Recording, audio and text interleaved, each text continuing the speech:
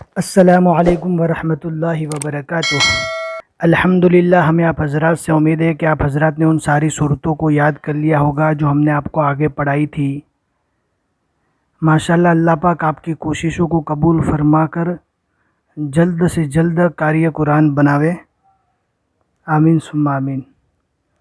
آج ہمیں جو سورہ پڑھنا ہے، اس سورہ کا نام ہے سورۃ الاعلی مکیہ۔ یہ سورہ بھی بہت ہی آسان ہے اس کے لیے جس نے قاعدہ پڑھ لیا۔ اگر قاعدہ جو ہم نے آپ کو آگے پڑھایا ہے، جو پلے لسٹ میں جا کر آپ دیکھ سکتے ہیں، ہم نے پورے بہترین انداز میں ہر چیز کو کھول کھول کر سمجھا کر تقریباً 38 سبق ہم نے یوٹیوب پر ڈالے ہیں۔ آپ جا کر ادھر دیکھ سکتے ہیں۔ اگر آپ روزانہ ایک سبق یا روزانہ اگر 2 سبق یاد کریں گے تو انشاءاللہ 19 یا 20 دن میں آپ قاعدہ مکمل کر لیں گے۔ جب آپ نے قاعدہ پڑھ لیا تو پھر اماں پر اور قرآن شریف پڑھنا تو بالکل ہی آسان ہے۔ آج کا سبق بھی آپ ہمارے ساتھ ساتھ پڑھیے، انشاءاللہ جو بھی نئی بات آئے گی ہم آپ کو ضرور بتائیں گے اور اشارہ کریں گے۔ سورۃ الاعلی مکیہ۔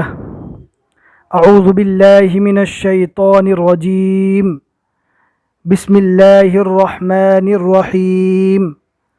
اس سورہ میں 19 آیتیں اور ایک رکوع ہے۔ سبح اسم ربک الاعلی، سبح اسم ربک الاعلی۔ اس سے پہلے ہم نے ایک قاعدہ بتایا تھا وقف کا کہ جہاں پر یا معروف ہو اور اس کے پہلے والے حرف پر زبر ہو اور یا معروف پر ہمیں رکنا ہو، اس سے آگے نہ پڑھنا ہو، تو یہاں پر کھڑا زبر دے کر پڑھیں گے۔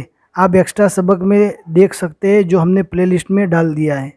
سبح اسم ربک الاعلی الذی، الف کے اوپر زبر دے کر پڑھنا ہے۔ الذی خلق فسوی والذی قدر فہدی والذی اخرج المرعى فجعله غثاء احوى سنقرئك فلا تنسى۔ بہت سے لوگ یہاں پر ریو کا پڑھ رہے ہیں، لیکن ہمیں غلطی نہیں کرنا ہے۔ یہاں پر حمزہ ہے اور حمزہ کے اوپر پیش ہے۔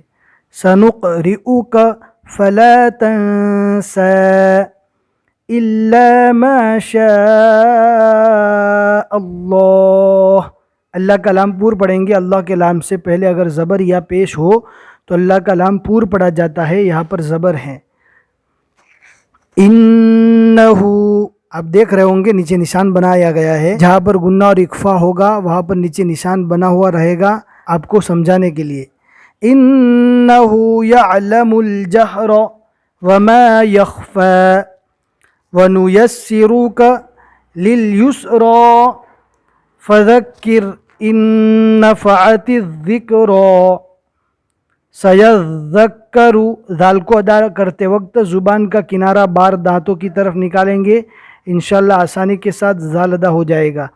سَيَذَّكَّرُ مَن يَخْشَى، یا کو ذال سے ملائیں گے اور دوسرے نمبر کی ذال کو کاف سے ملائیں گے۔ سَيَذَّكَّرُ مَن يَخْشَى، خو کو اچھی طرح پور پڑھنا ہے۔ وَيَتَجَنَّبُهَا الْأَشْقَى، یہاں پر بھی وقف کی حالت میں وہی قاعدہ ہوگا جو ہم نے پہلی آیت کے اندر اوپر سکھا دیا کہ رکنے کی حالت میں یا معروف اور اس سے پہلے اگر زبر ہو تو کھڑا زبر دے کر پڑھنا ہے۔ الَّذِي يَصْلَى النَّارَ الْكُبْرَى، ثم میم میں گنہ ہوگا، ثم لا يموت فيها ولا يحيا، حق کو حلق سے اچھی طرح ادا کرنا ہے۔ قد افلح من تزکى وذکر، رو کو ڈائریکٹ سین سے ملانا ہے۔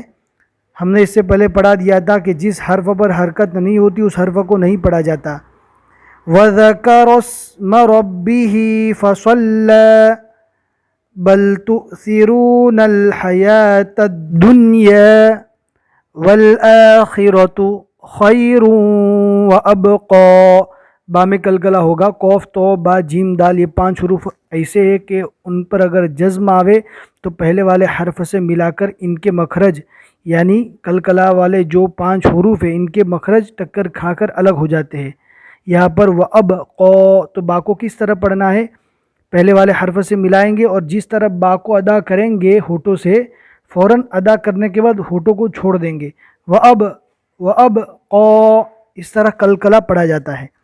إِنَّ هَذَا لَفِي الصُّحُفِ الْأُولَى صُحُفِ إِبْرَاهِيمَ وَمُوسَى۔